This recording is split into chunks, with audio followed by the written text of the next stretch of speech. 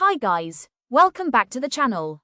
Today, we're diving into the final part of SLAuS 620 using the work of an auditor's expert. This is part 3, and we're focusing on some of the most important topics, evaluating the competence, capabilities, and objectivity of the expert, agreement with the auditor's expert, evaluating the adequacy of the expert's work, and referencing the auditor's expert in the auditor's report.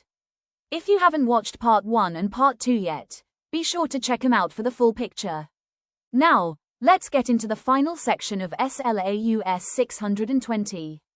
As part of the audit process, the auditor must evaluate whether the expert has the necessary competence, capabilities, and objectivity for the audit's purpose. When the expert is external to the audit team, evaluating objectivity becomes crucial. This includes making inquiries about any interests or relationships that could pose a threat to the expert's independence. This evaluation involves considering several key factors. First, the expert's professional certifications, licenses, or membership in recognized professional bodies help establish their qualifications. Second, the auditor must assess the expert's experience and reputation in the relevant field to ensure their opinions are reliable.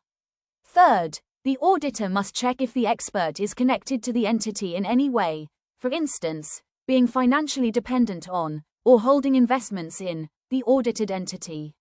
Such connections may affect the expert's objectivity. If the auditor has any doubts about the expert's competence or objectivity, they should perform additional procedures or even consider obtaining evidence from another independent expert. In summary, selecting the right expert is not just about technical knowledge, it also requires confidence in their independence and credibility.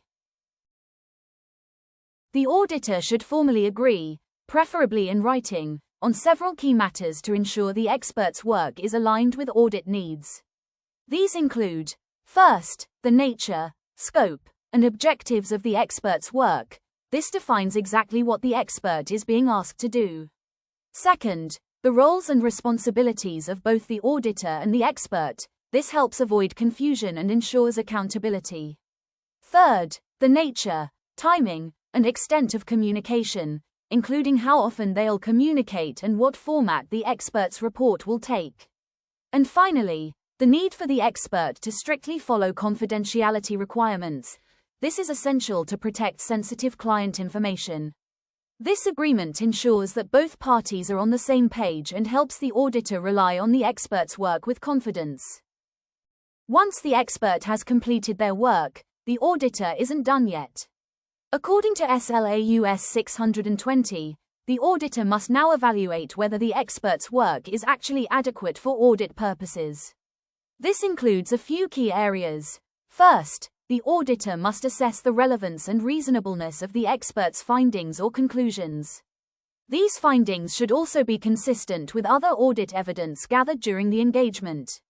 Second, if the expert's work relies on significant assumptions or methods, the auditor must consider whether those assumptions and methods are reasonable and appropriate in the circumstances. And third, when the expert uses source data that is critical to their analysis, the auditor needs to evaluate whether that data is relevant, complete, and accurate. Ultimately, the expert's work must stand up to scrutiny and provide reliable support for the auditor's opinion on the financial statements. When preparing the auditor's report, it is important to understand the rules about referring to the work of an auditor's expert. Generally, the auditor should not mention the expert's work in the report if the auditor is issuing an unmodified opinion. This means that unless the law or regulation specifically requires it, the expert's involvement remains internal and is not disclosed in the report. However, there are situations where the auditor's report may include a reference to the expert's work.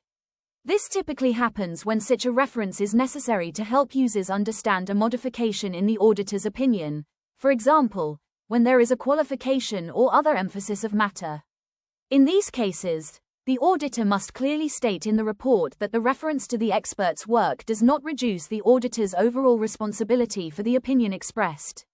The auditor remains fully responsible for the audit opinion, even if they rely on the expert's findings.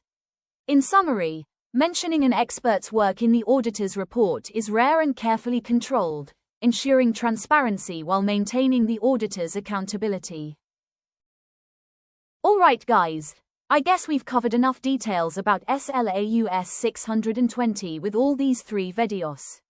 Thanks for sticking with me. We'll catch up again soon with a quick summary video of this standard. Thank you so much for watching. See you next time.